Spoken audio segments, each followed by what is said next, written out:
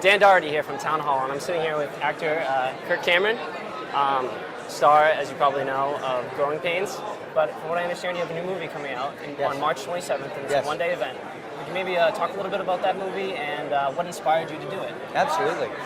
Well, first, thanks for having me on the program. Great to have you. This movie is called Monumental: In Search of America's National Treasure. And as a father of 6, I'm really concerned about where I see this nation heading, and I'm much more concerned now that my children's skin is in the game. I've got 6, and so I'm looking around thinking, we've got to do something about the way we're heading economically, spiritually, morally, politically in our nation. And so I went on a personal journey for the last year and a half to retrace the escape route of the Pilgrims through Europe and to America in hopes of discovering the secret recipe and the source of all of their ideas and their faith and their courage that got them to do, against all odds, what no one had ever really done in the history of nations, and that is build a nation that is free and just and prosperous and strong and secure like America. And along this journey, I discovered a monument that is actually the largest granite monument in America. It's 180 tons of granite that lays out the forefathers' strategy of faith, morality, law, education, and liberty on how to build and sustain a free and just society. Where was this? This is sitting on top of a hill overlooking Plymouth, Massachusetts, and hardly anyone's ever heard of it, and it's the largest granite monument in America. So this movie is going to take viewers on this journey to retrace the escape route of the Pilgrims and the founding of America, and it's a one-night live event broadcast in 500 theaters across America on March 27th. So we're encouraging people to buy tickets. They're on sale now. And come and experience this together as families, schools, political clubs, local organizations.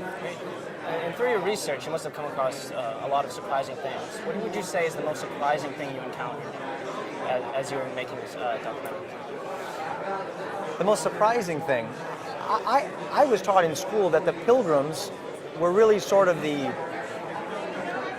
supporting characters of the Thanksgiving story. You know, they were kind of the suffering, sacrificing band of religious wimps who came over here in these funny little costumes with big hats and belt buckles on their shoes, kind of scurrying out of England with their tail between their legs because they wanted religious freedom, but were going to die in the wilderness if it weren't for the Indians. And what I discovered is that these guys were the radical thinkers of their day. These were the brave hearts of their day, who were the heroes that established a nation with a constitutional government, free enterprise system. They were successful. They had freedom of worship. All the things that America has become famous for were planted in the hearts of these early freedom men and women long before they even came to America by their pastor, John Robinson. And when you start to understand that, everything begins to make sense when you look at our Constitution and our Declaration, and you look at the monuments, and you look at the Capitol and the Rotunda, and everything that just screams out a strategy of faith in God, morality, and courage, and a plan that is based on eternal principles of right. Speaking of faith, faith plays a very big role in your life, and I'm wondering how that's kind of shaped you as an actor, but more importantly as a father, as a husband, and as an American. Yeah. Well, I grew up in a home where we never went to church, and I denied the existence of God, but I eventually lost my faith in atheism, and I turned my heart to the truth of the Scriptures and God, and that really gave me sort of an objective standard by which I could model my convictions by as an adult. And so I began to make decisions that were in line with my conscience and with my sense of what integrity ought to be. That meant I was going to be the same person at work as I was at home. I'm going to kiss my wife and not some other woman because I want to be faithful to my wife. And so my faith has really served as the home base for my values and for my convictions. I was also wondering, as an actor in Hollywood, it's kind of known as a bastion of liberalism. I was wondering what it's like as a Christian working in Hollywood. Have you ever experienced any bias or any discrimination? Or? Oh, Of course, that's just the rules of the game. You know, it's like being on a football field and you got opposing teams. You know, and you know it doesn't matter how nice you are. You know, the other team's going to pound you every chance that they get in order to score their touchdown. Yeah. Right.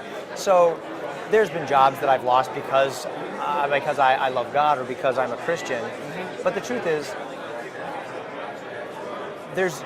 it's really served as a great filter to protect me and I think rescue me from the path that so many of my peers in Hollywood have gone down, right? So many of the guys that I auditioned with, like the guy who played my friend Boner on Growing Pains, he's no longer alive.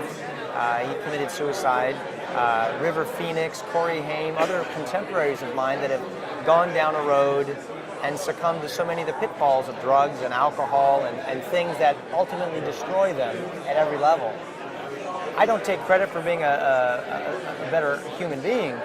I attribute the blessing I have today to the fact that God got a hold of my heart and sent me down a direction that other people may mock, but I know leads to good things and blessing and security. Great. Well, thank you for sitting down with me. Where can viewers or our readers, if they want, register to see your movie when it comes out in March? Yeah, please. Love for you to get tickets. Come see the movie by going to our website at monumentalmovie.com. You can also visit our Facebook page at Monumental Movie. Okay, great. Well, thank you for sitting down with me. Thanks a lot. Good to talk to you.